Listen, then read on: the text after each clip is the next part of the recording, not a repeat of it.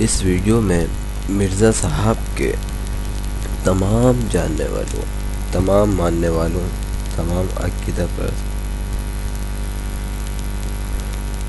کے لیے ایک پیغام ہے کہ مرزا صاحب اپنی تمام کتابوں میں اپنے تمام عقائد کی روح سے جھوٹے ثابت ہوتے ہیں۔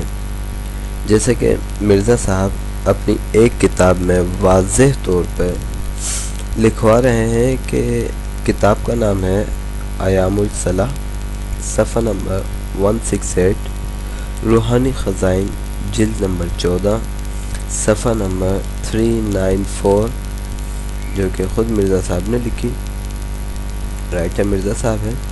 اس میں لکھتے ہیں، سو آنے والے کا نام جو مہدی رکھا گیا، سو اس میں یہ اشارہ ہے کہ وہ آنے والا علم دین خدا سے ہی حاصل کرے گا، اور قرآن و حدیث میں کسی استاد کا شاگرد نہیں ہوگا۔ سو میں حلفاً کہہ سکتا ہوں کہ میرا حال یہی حال ہے، کوئی ثابت نہیں کر سکتا کہ میں نے کسی انسان سے قرآن یا حدیث یا تفسیر کا ایک سبق بھی پڑھا ہو، یا کسی مفسر یا محدث کی شاگردی اختیار کی ہے۔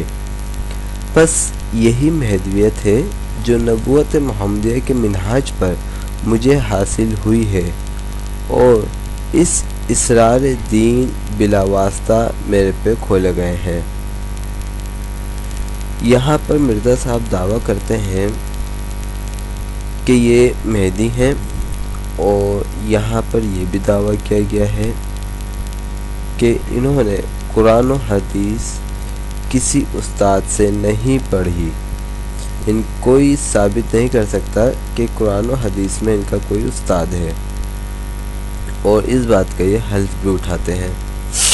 صحیح جی، مرزا صاحب ہیں، کہہ سکتے ہیں مالی خولیا کا مرض تھا، تو اب اس میں ہمارا کیا قصور۔ اب یہاں پر میں اپنے تمام قادیانی دوستوں سے ایک سوال کروں گا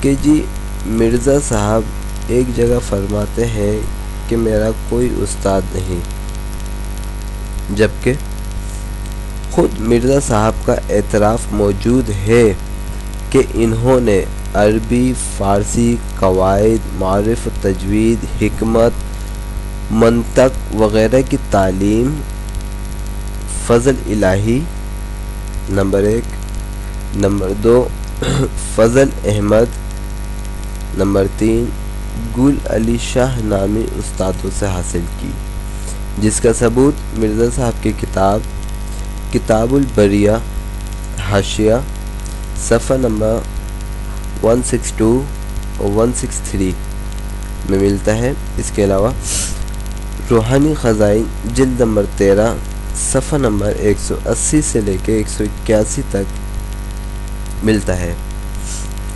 تو اب میرا سوال یہی بنتا ہے کہ کیا اس روشنی میں مرزا غلام قادیانی جھوٹے اور مفتری ثابت نہیں ہوتے؟ اور چونکہ مرزا صاحب خود اپنی کتاب میں فرماتے ہیں کہ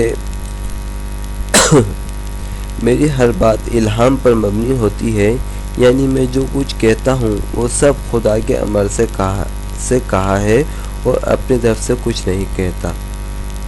صحیح ہے۔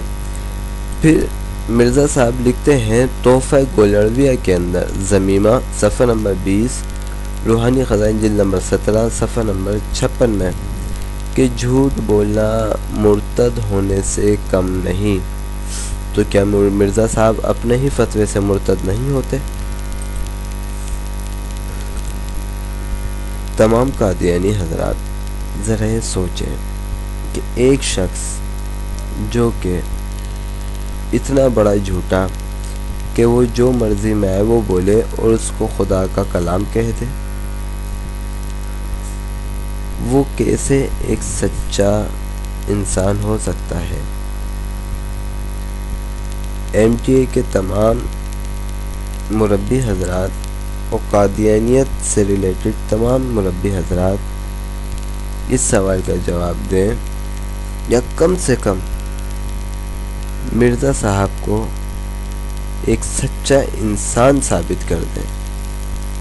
نہیں تو پھر میری اس دعا پہ آمین کہیں کہ اللہ پاک تمام قادیانیوں کو مرزا غلام قادیانی جیسی موت عطا فرمائے۔